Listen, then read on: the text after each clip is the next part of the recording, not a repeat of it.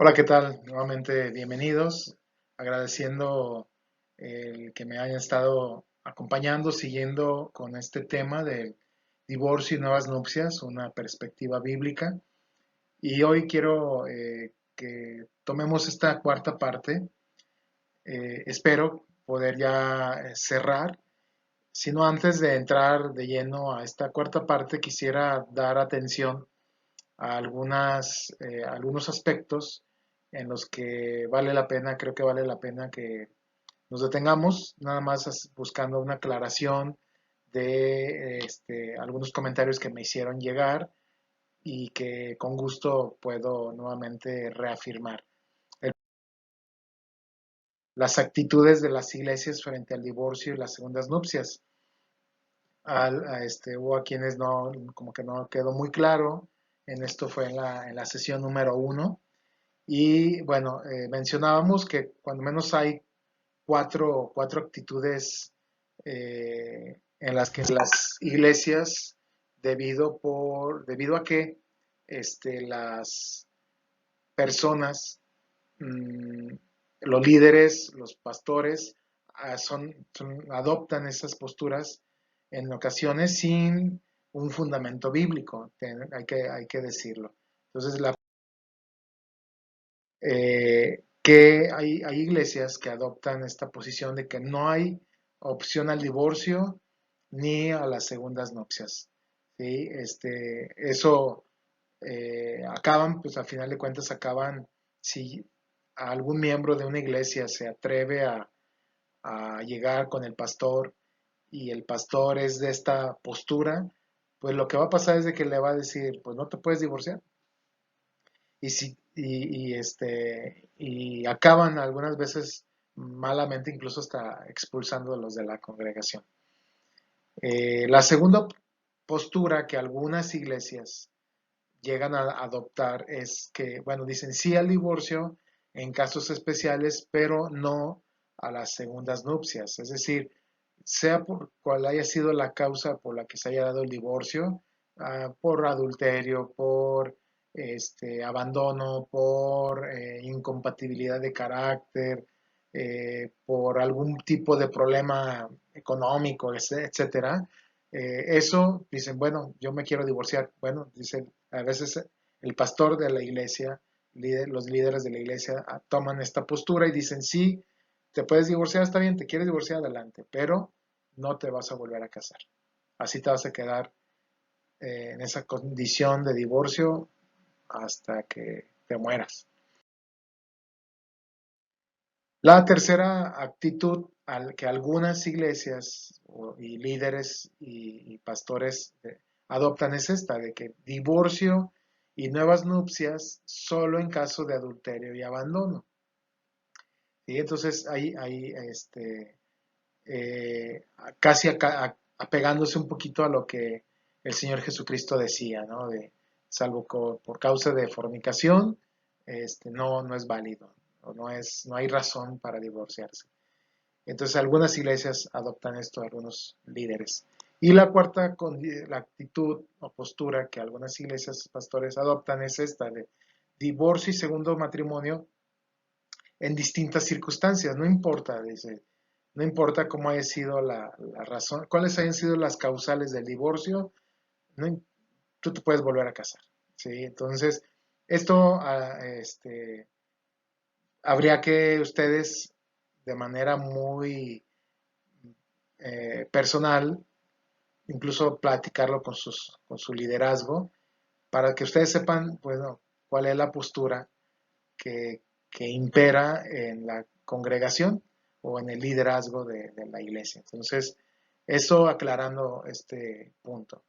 El siguiente, la causal de divorcio, la sesión anterior comenzaba a hablar sobre lo que es la causal de divorcio según lo que dice el Señor Jesucristo en Mateo 19, versículo 9, dice salvo por causa de fornicación y yo les daba toda la amplitud de lo que implica esta definición o lo que implica esta palabra de fornicación. Y entre las cosas que yo decía en aquella sesión, creo y acepto que me equivoqué en la palabra, usé la palabra incontinencia. Más bien, la palabra correcta es continencia y que tiene que ver con al menos dos acepciones de la definición de continencia, es estas que les voy a compartir. La primera tiene que ver con la acción de abstenerse de los deleites carnales. Y yo señalaba en la sesión anterior que hay matrimonios, hay unos matrimonios que llegan a abstenerse de las relaciones sexuales dentro del matrimonio porque tienen una postura o una actitud de que las relaciones sexuales son deleites carnales y que como es algo carnal, pues entonces es algo pecaminoso y si es algo pecaminoso, pues no es algo que realmente agrade a Dios, pero realmente no es la perspectiva bíblica.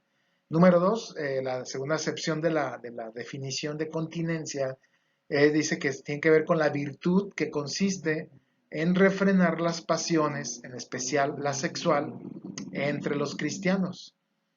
De hecho, el apóstol Pablo se presume, de acuerdo a lo que da su testimonio en la primera carta a los Corintios, pues que él tenía el don del celibato, del don de la continencia, y así puede haber muchos hombres, muchas mujeres que tienen el don de la continencia, es decir, que ellos hasta la fecha hay algunas personas mayores de 60 años que han servido al Señor y que en ellos no hay ningún problema porque Dios les dio esa capacidad en ellos para refrenar o contener ese apetito sexual. Entonces, por eso ni se han casado ni les preocupa casarse. Entonces, pero ¿qué de un casado? O sea, es contra el propósito del matrimonio, es contranatural del mismo matrimonio el abstenerse de las relaciones sexuales. Por eso es que es una causal de divorcio esta situación. Entonces, agradezco sus observaciones y vamos adelante con otro pasaje del Nuevo Testamento respecto al divorcio. El pasaje es Mateo capítulo 5, versículos 31 y 32. Y dice de esta manera, también fue dicho, cualquiera que repudia a su mujer, dele carta de divorcio. Pero yo os digo que el que repudia a su mujer, a no ser por causa de fornicación, hace que ella adultere. Y el que se casa con la repudiada, comete adulterio. Y ustedes notan que estoy subrayando la frase hace que ella adultere. La pregunta surge, ¿cómo puede un hombre hacer que una mujer inocente cometa adulterio divorciándose de ella? O sea, este pasaje que estamos analizando de Mateo 5 es parte del Sermón del Monte, que encontramos exactamente la misma enseñanza que en Mateo 19, salvo que se haya esta frase oscura a la que quisiera referirme. Y surge por eso esa pregunta, ¿cómo puede un hombre hacer que una mujer inocente cometa adulterio divorciándose de ella? Entonces Jesús está hablando aquí del pecado del hombre, no de la mujer inocente. Ella no ha hecho mal, es él quien ha pecado y cometido adulterio por medio de sus segundas nupcias. Es decir, vamos a hacer la aclaración. ¿En qué consiste entonces el problema? Refiriéndonos otra vez a la, a la, a la lección de este pasaje. a no ser por causa de fornicación. Esa es la causal, ya lo analizamos. Si no existe esta causal, entonces, si dijimos que si es por incompatibilidad de carácter, que si es porque no comparten las mismas metas y los mismos objetivos, si no están en un mismo sentir o como algunos dicen, es que siento que ya no lo amo. Oye, pero te fui infiel, no. Oye, es homosexual, no. Oye, cometió alguna perversidad, no. Simplemente ya no siento nada por él o por ella. O sea, y aquí voy a hacer una inclusión del hombre y la mujer. Entonces, se comete el pecado cuando no hay esa agravante del adulterio o de la fornicación, perdón. Entonces, haciendo una revisión del texto griego, en que está escrito el Nuevo Testamento, ¿no? Se hace notar que la conjugación de nuestra Reina Valera 1960 de la frase hace que ella adultere, no es, está indicando, la idea original es que está indicando que es algo sufrido, más no algo cometido. O sea, no es que ella esté cometiendo el adulterio, sino que está sufriendo o sufrirá el adulterio. Por eso,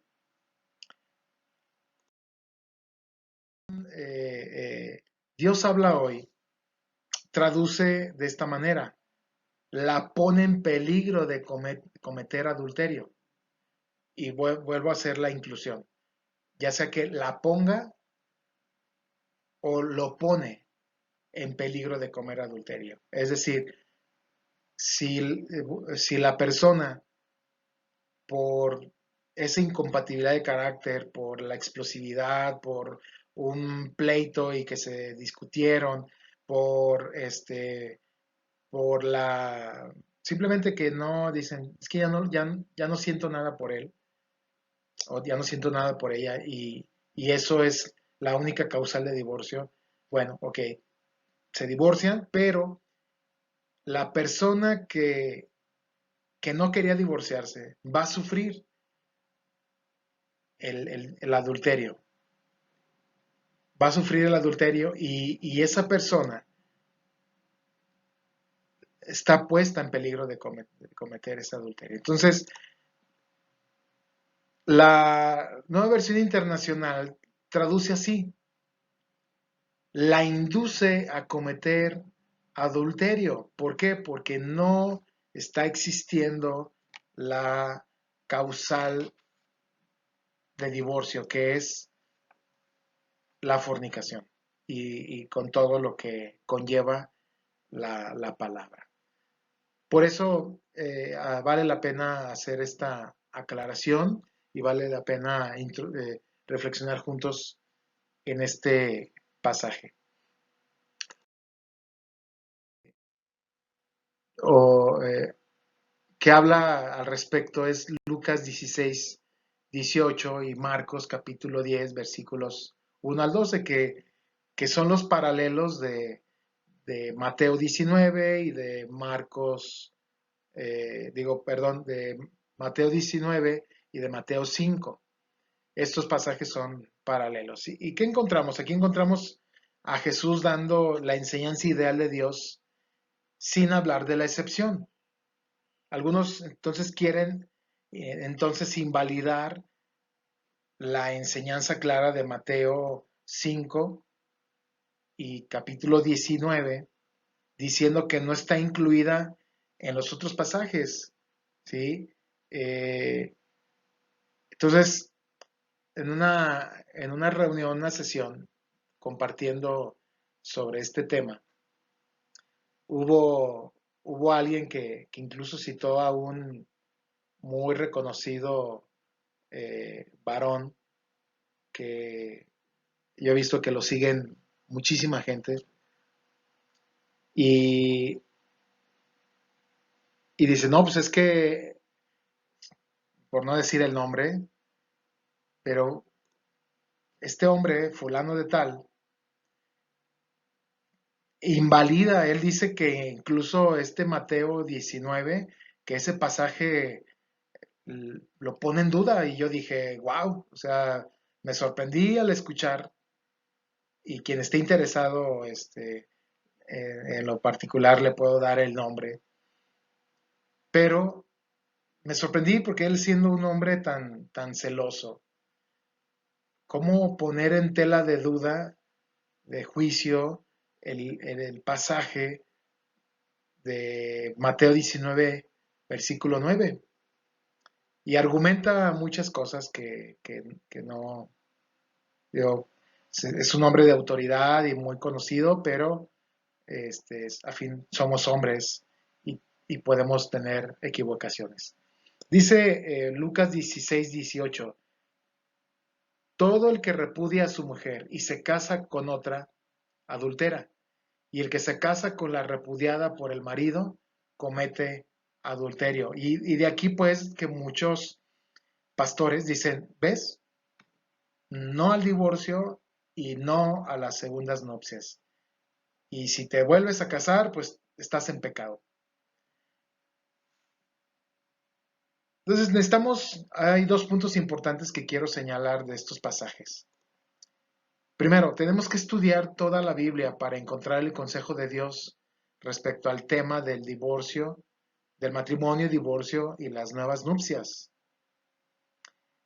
Número dos, el divorcio se constituye un pecado en sí mismo cuando alguna de las partes exige el divorcio sin existir causa escritural. Es o he sido quizá muy reiterativo con este tema, pero es así. Y este segundo punto es importante que lo recalquemos. El divorcio se constituye un pecado en sí mismo cuando alguna de las partes exige el divorcio sin existir causa escritural.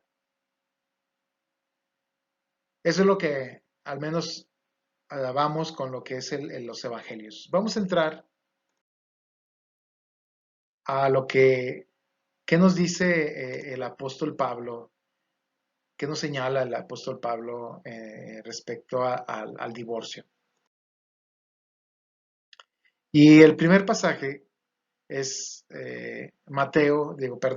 primero a los Corintios, capítulo 7, versículos 10 al 16, que dice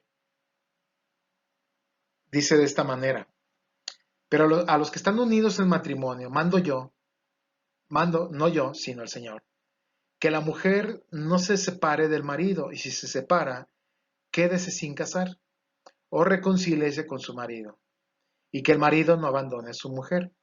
Y a los demás yo digo, no al Señor, si algún hermano tiene mujer que no sea creyente, y ella consiente en vivir con él, no la abandone. Y si una mujer tiene marido que no sea creyente, y si él consiente en vivir con ella, no la abandone, porque el marido incrédulo es santificado en la mujer, y la mujer incrédula en el marido, pues de otra manera vuestros hijos serían inmundos, mientras que ahora son santos. Pero si el incrédulo se separa, sepárese, pues no está el hermano o la hermana sujeto a servidumbre en semejante caso, sino que a paz nos llamó Dios. Porque, ¿qué sabes tú, oh mujer, si quizás harás salvo a tu marido? ¿O qué sabes tú, oh marido, si quizás harás salva a tu mujer? Ahora es muy importante comenzar con este texto de las cartas del apóstol Pablo, porque es el único pasaje, y señalo y recalco, único pasaje de las epístolas que fue escrito específicamente para hablar sobre la cuestión del divorcio. Y el primer punto digno de observación es la diferencia entre los versículos 17, digo, de los versículos 10 al 11, y luego la diferencia que hay del 12 al 16. Se dice que la diferencia está en que los primeros, pues, es decir, versículos 10 y 11, son inspirados, se los envió, se los dio al Señor, se los dio a Pablo, y que los segundos no lo son porque expresan la opinión de Pablo, de modo que se puede opinar que aquí Pablo se equivocó, pero esa forma de interpretar las escrituras no es muy honesta, que digamos. Entonces, en los versículos 10 al 11 se refieren a una verdad sobre la cual Jesús dio un mandamiento en forma directa, pero los versículos 12 al 16 tratan de un tema del cual, por supuesto, que el Señor Jesucristo no habló, y del cual entonces habla el apóstol Pablo, porque era una situación en la cual las iglesias estaban comenzando a darse estas situaciones. Entonces, fijémonos en lo que se enseña. En el contexto de los versículos 10 y 11, está hablando a parejas en que los dos son cristianos. Y en este caso, el Señor ha mandado directamente. ¿Y cuáles son las verdades que se aplican a las parejas cristianas? Entonces, primero, que no se deben separar. Entonces, ese es el mandato hacia los que son creyentes. No se deben separar, no se deben de divorciar. Entiéndase que esta palabra separar implica divorcio. Ya habíamos analizado esta palabra separar. Implica divorcio. No es lo correcto, no es lo debido. Las parejas cristianas tienen el poder para resolver sus problemas en la gracia de Dios. De modo que no debe haber necesidad de una separación. Pero, de todas maneras, otorga esa posibilidad cuando, por alguna razón, alguien no está queriendo o pudiendo vivir según esta norma. Y en estos casos, Pablo dice que si se separa, no se debe volver a casar. Aquí sí es muy enfático Pablo. Dice, bueno, si te quieres separar, ok, pero ya no vas a volver, no te vas a volver a casar. No ordena que la pareja cristiana se separe. Estamos hablando de cristianos. Quiero que no perdamos de vista el contexto de los versículos 10 y 11. Está hablándole a una pareja de cristianos que no se separen por alguna desaveniencia, por algún malentendido, por algún chisme, por algo que no tenga realmente una certeza de las cosas. Y aún así, si existieran ese tipo de situaciones, se tiene la gracia del Señor para hablar, para restaurar, para perdonar. Entonces, no se ordena que la pareja cristiana se separe, pero sí contempla la realidad de que va a ocurrir en algunos casos. Entonces, observemos que no prohíbe la separación, sino que la reglamenta. Segundo, dice, si se separa, quédese sin casar o reconcíliese con su marido o reconcíliese con su esposo. Estamos hablando de un tema inclusivo. Entonces, en este versículo encontramos que el creyente que se separa del otro creyente no está en libertad de volver a casarse con otro. La persona, el creyente, tiene dos opciones: permanecer sin casarse o reconciliarse. Es para nosotros observar que eh, la palabra reconciliar denota propiamente cambiar, intercambiar. De ahí eso de personas, cambiar de enemistad a amistad, acción de resolver las dificultades o diferencias que han causado el problema. Y a esto muchas personas con buena intención empujan a las parejas que se han separado, que se han divorciado, a volver a vivir juntas, llamándole a eso reconciliación. Pero al no haber resuelto, escuchen bien esto, al no haber resuelto o encarado los problemas que causaron la separación, el resultado es que al poco tiempo se vuelven a distanciar, se vuelven a pelear, se vuelven a enemistar. Y quiero dejar claro, no hay virtud alguna en vivir bajo el mismo techo si día y noche hay gritos, peleas, discusiones, destrucción, vejación, humillaciones del uno al otro. No hay virtud alguna en ello. Entonces, reconciliación implica encarar los problemas y en el nombre de Cristo resolverlos. En el nombre de Cristo hay poder. En el nombre de Cristo hay esa gracia y esa bendición para poder resolver las cosas. Entonces, ese es el contexto de los versículos 10 y 11.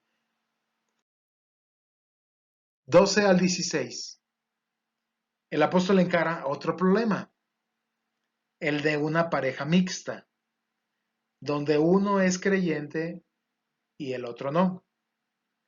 El Señor Jesús no habló al respecto, pero el apóstol tuvo que hablarlo debido a que el evangelio se comenzó a extender en medio de culturas ajenas a la judía y frecuentemente se presentó el problema de que un miembro de la pareja se convirtiera y el otro no. ¿Y cuál es la enseñanza al respecto? Bueno, si el no creyente consciente, es decir, la palabra consciente es sentirse grato con otros, tener agrado con otros, asiente, aprueba a alguien. El creyente no debe abandonar al no creyente. Debe vivir de tal forma que su conducta buena, casta, amorosa, gane al no creyente. Y esto nos lo reafirma el apóstol Pedro en su primera carta de Pedro, capítulo 3, versículos 1 y 2. El apóstol Pedro amonesta y anima a las esposas creyentes a que no abandonen a sus esposos no creyentes. Y haciendo una aplicación inclusiva, pudiéramos decir nosotros también que se extiende al esposo en el cual vive un caso similar en el que su esposa no es creyente. Pero mientras consienta en vivir en esa condición de que uno cree y el otro no cree, no debe abandonar al no creyente. Punto número 2. Pero, dice Pablo, pero si el incrédulo se separa, sepárese. Y aquí hay un concepto en el cual es muy importante entender el vocabulario usado. La palabra utilizada, ya lo habíamos señalado con anterioridad, joriseto, significa una separación total, un divorcio con acta firmada. Hoy nosotros luchamos con esa idea porque se nos ha enseñado sobre la separación como un estado intermedio, distinto del divorcio. Dicen, hoy estás divorciado. No, nomás estoy separado.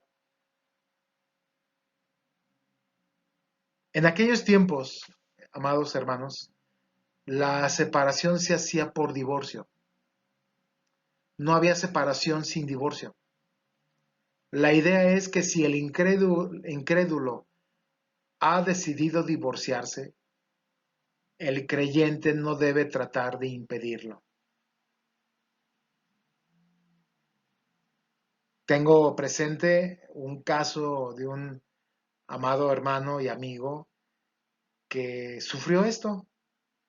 lo sufrió mucho. Ya llegó un punto en el que la esposa ya no consintió en vivir con él por causa de la fe.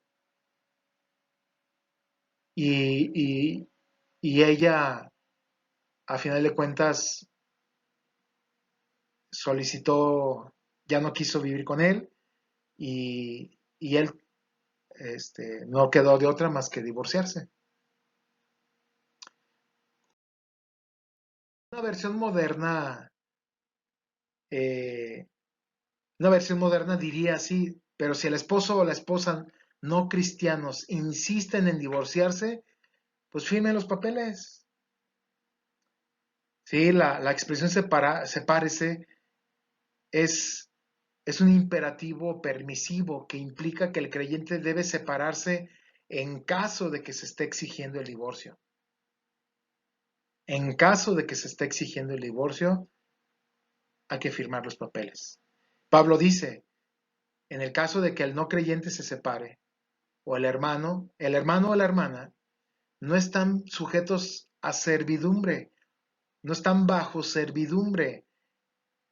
Y esta palabra, de ahí vienen términos legales que empleaban en el comercio de esclavos. Cuando un amo compraba un esclavo, el esclavo quedaba sujeto bajo el yugo de servicio ininterrumpido hacia el dueño.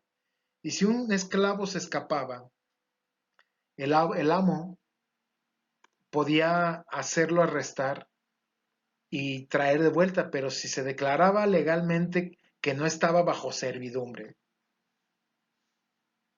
el que había sido su amo hasta entonces ya no tenía derecho alguno, ya no tenía derecho alguno sobre él. Entonces, la liberación del esclavo consistía en darle un certificado de entrega o un contrato de renuncia. Y este justamente es el efecto que tenía la carta de divorcio en el caso del matrimonio mencionado en este pasaje del capítulo 7, versículo 15. La idea es que cuando los lazos del matrimonio se han roto, el creyente está liberado de sus obligaciones matrimoniales hacia el no creyente y de la carga de tratar de mantener un matrimonio sobre el cual el no creyente no tiene pretensión alguna. Ya no quiere sumar, ya no quiere aportar, ya no quiere contribuir, ya no quiere trabajar, ya no quiere nada, absolutamente nada. Entonces, por eso el apóstol Pablo dice, ya no se está bajo servidumbre, está liberado de esa esclavitud, por lo tanto está implícito que la persona separada o divorciada está libre de las responsabilidades legales y espirituales que tiene hacia esa persona y entonces como resultado también está libre para volverse a casar, mientras que esta vez, si es importante, los dos sean del Señor. Porque si no vas a volver a cometer y entonces estarás en un pecado, de cometer el mismo error, de querer, vas a volver a caer en la misma trampa, vas a discutir por causas de la fe, la persona también igual va a llegar un momento en que ya no va a querer tampoco consentir una vida contigo. Entonces, es eso. Como resultado también está libre para volverse a casar, mientras que esta vez los dos sean del Señor. Lo básico que Dios señala aquí, por lo cual el creyente debe firmar los papeles, es, sino que a paz nos llamó Dios. Porque, ¿qué sabes tú, oh mujer, si quizás harás salvo a tu marido? ¿O qué sabes tú, oh marido, si quizás harás salvo a tu mujer? En otras palabras, amado hermano, amada hermana, si el incrédulo si va a conocer o no va a conocer al Señor, no debemos basar nuestra esperanza en eso. Repito, no hay virtud alguna en estar soportando vejaciones, humillaciones, vergüenzas, traiciones y cosas por el estilo, cuando ya no se consiente en vivir con una persona. Vamos adelante para ir concluyendo. Romanos capítulo 7, versículos 1 al 3. Déjenme decirles que este pasaje ha sido usado para enseñar del divorcio, pero déjenme hacerles la lectura correspondiente. Dice así: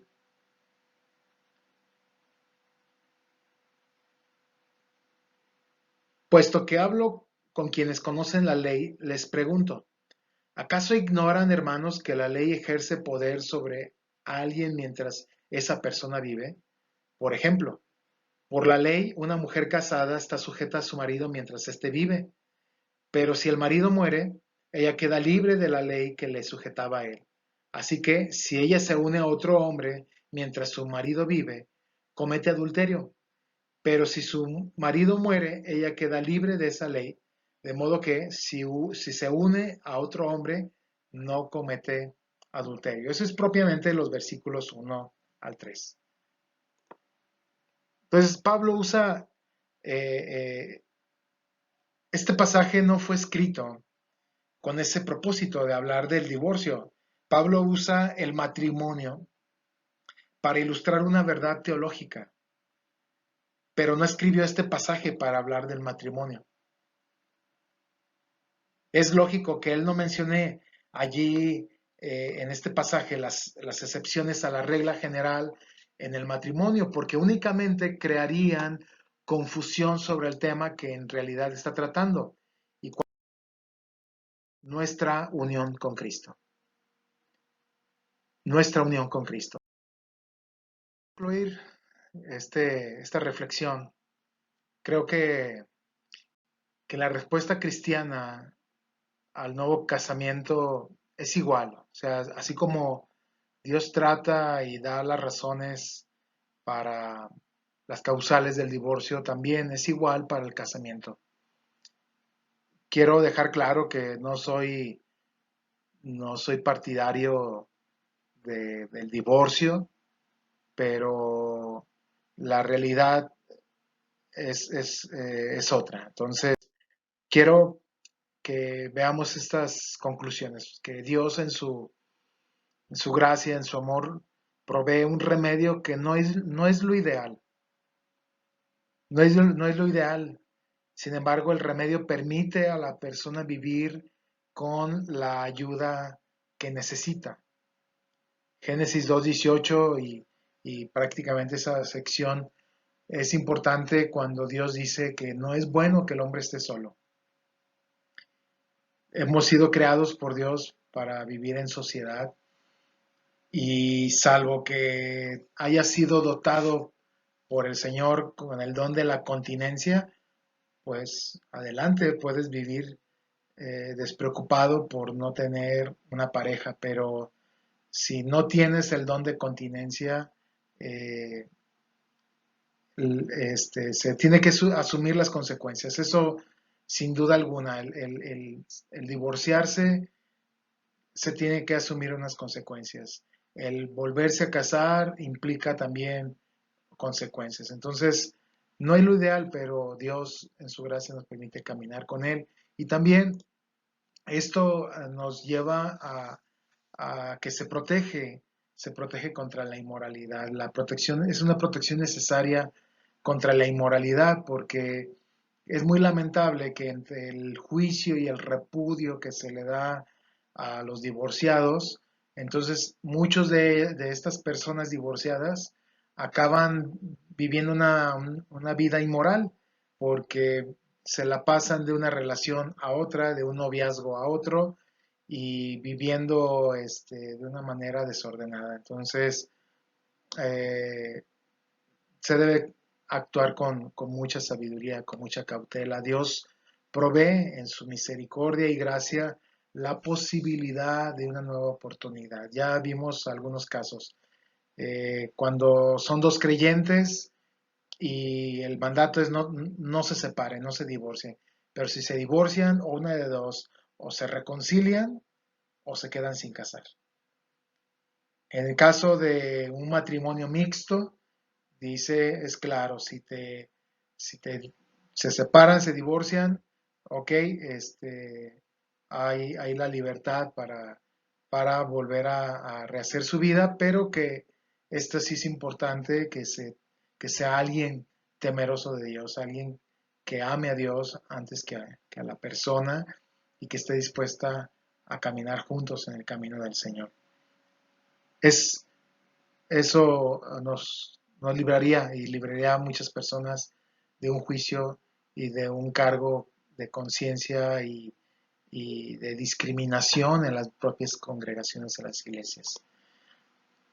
Tercero, la triste necesidad del divorcio debe impulsarnos como cristianos, como discípulos de Cristo. Nos debe impulsar a enseñar, a amonestar, a aconsejar y usar todos los medios posibles para ayudar a las parejas a no llegar nunca al punto de tener que divorciarse. Amados, quienes tienen más de 15, 20, 30 años de matrimonio, en lugar de posicionarse, de atrincherarse en una actitud juiciosa, farisea, de condenar al que se divorcia, pues mejor debería estar uno más atento a esas parejas, a esos matrimonios que se encuentran en una crisis y ayudarlas a llegar al punto de que no se divorcien. Si tú estás en una situación complicada en tu matrimonio en este momento, yo te animo en el nombre del Señor a que busques apoyo, busques consejería, pero que no te quedes quieto y que agotes todas las instancias antes de tomar la determinación de divorciarse. Cada caso que se enfrenta, cada caso que he llegado a toparme, me hace consciente, me ha hecho consciente de cuánto necesito trabajar para evitar este gran mal, pero yo lo llegué a padecer. En mi caso, fue complicado, fue muy complicado, porque fueron situaciones que ya estaban fuera de mi control y que eh, no se pudo evitar ese gran mal. Entonces, cierro con esto último. Mientras, mientras haya pecado en el mundo, nos enfrentaremos a la realidad del divorcio. El divorcio no es una cuestión fácil ni agradable, y se los digo por experiencia. Pero mientras haya pecado en el mundo, deberemos seguir enfrentándonos a esa cruda realidad. Pidámosle a Dios que nos ayude a entender cada vez más su pensamiento para cada caso. Y para ello quiero que podamos citar juntos este Salmo 67, 1 y 2, que dice así, a manera de oración podemos decirle a Dios, Dios mío, ten compasión de nosotros y danos tu bendición. Míranos con alegría y muéstranos tu amor. Así todas las naciones del mundo conocerán tus enseñanzas y tu poder para salvar. Vuelvo a repetir, si tú sufriste el divorcio y has sufrido el divorcio o estás a punto del divorcio, Dios es poderoso para salvar. Y clamemos a Él desde lo más profundo de nuestro ser para que tenga compasión de nosotros y nos dé su bendición, sea cual sea la situación que estemos enfrentando. Hay esperanza en Cristo, hay esperanza.